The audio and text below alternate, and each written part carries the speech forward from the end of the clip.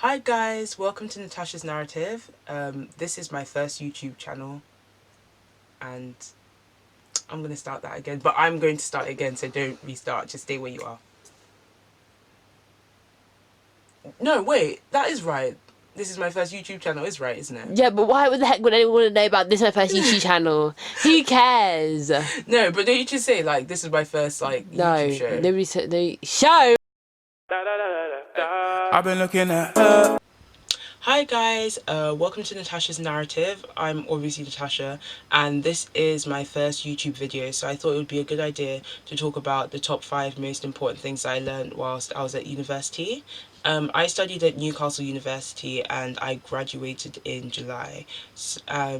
Although I had a lot of positive experiences, I wish there were a few more things that I knew beforehand. So that's why I thought it would be a good idea to just give you some of my top tips for those of you who are already at university and for those that are about to embark on that journey. So yeah, let me start with number 5. Number 5 for me is weight fluctuations. When I went to university, I wasn't super skinny, but I wasn't also super chubby. Um, but when you kind of move out of your house and you have the freedom to eat whenever you want, whenever you want, whatever you want, I was really taking liberties. I was just like, oh, you know what, feeling that Mackie D's today, KFC lifestyle. There's a place called Shark Club in Newcastle that used to do these really good wings for £3.50. So I was just munching on these Jack Daniel wings that were so good. But anyway, yeah. So I would say, um, for you guys, definitely try and regulate how you eat, and definitely try and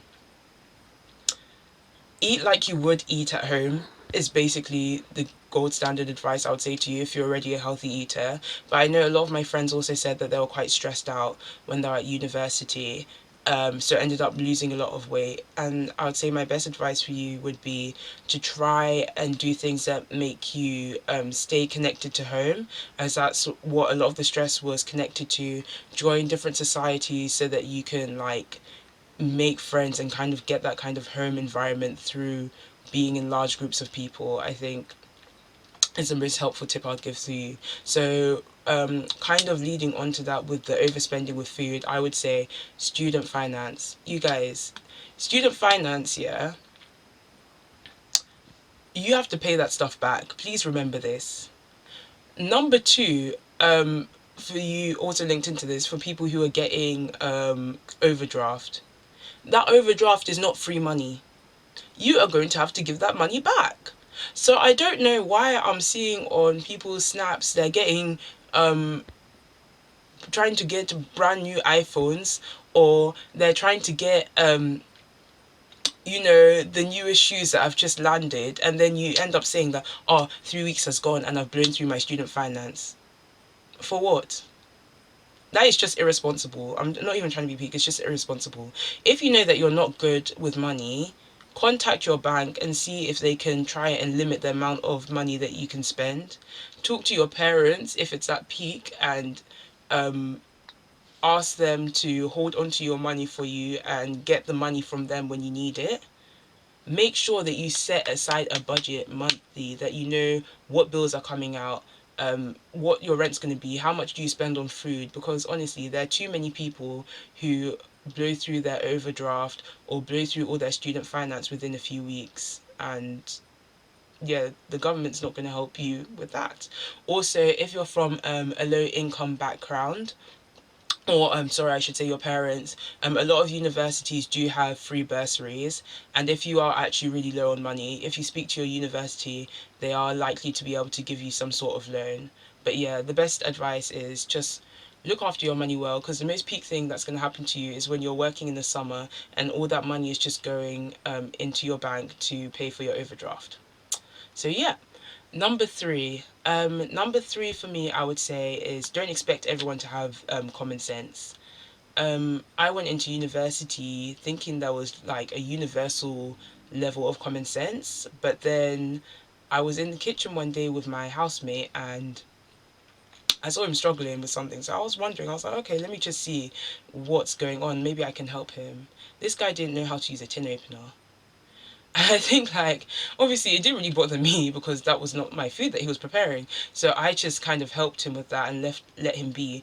But I think it kind of it's a symbolization of other things. Like, a lot of people, not me, but a lot of people had problems with their housemates, with cleanliness, especially to do with like sharing kitchens, and for some of you sharing bathrooms. These are things that you need to outline at the beginning. You need to be telling each other, okay, bin rota, who's going to be doing what on which day, levels of cleanliness expected for the kitchen, levels of cleanliness expected for the bathroom. Sometimes you have to spell these things out because everyone has been raised in different places. Some people have had their mums and dads look after them their whole life and do everything for them, so they're not used to living alone. So if you kind of tell everyone what's expected, especially at the beginning, so that no one can argue about it later on, there's likely to be no problems. Number two. Number two, I would say for me would be, um, university versus university drama can be very, very intense. So I went to Newcastle, like I said, and we were dubbed posh, and the other university was dubbed poly, and we were given T-shirts in Freshers Week, and our T-shirt was um, your dad works for my dad, and their one was I'd rather be a poly than a posh. And it was kind of like all jokesy and fun, and like after the end of the week I didn't really hear anything about this Newcastle versus Northumbria again. But that was until I joined ACS. So we had two different ACSs, and most of the time we did things separately, but then there was an event called Afro Clash where we would come together, and we would like battle. So there was like a sports Afro Clash, and there was one that was kind of more talent based. So this was like singing, dancing. Um, I think that was an eating competition and like a general quiz. So we had kind of gone through the event. Some people had cheated during certain events, but it's okay. We move. Doesn't matter anymore. And then we got to the last event, and this was the dance off. So I didn't want to get involved in the dance off because I'm quite a shy and timid person. So I was just trying to stay in the crowd and just observe. But our president for Newcastle ACS was like, no, you better get on stage, otherwise, when it comes time for you to become social sec, I'm not going to support you. So I was like, okay, fine, I'm going to go on stage. I was like, as long as I can take someone with me, I'll do it. So I took my friend with me. We were all dancing, everything was good, we are having a good time.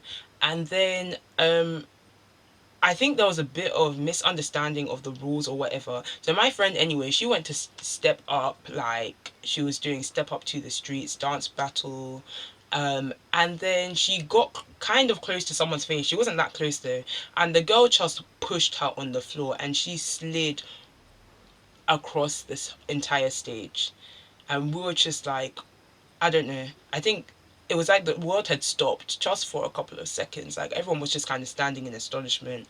And then all hell broke loose. People were arguing. Like my president got, because she was actually already on the stage, she started arguing with the people from the other university. The event had to be shut down early. It was just a bit of a mess.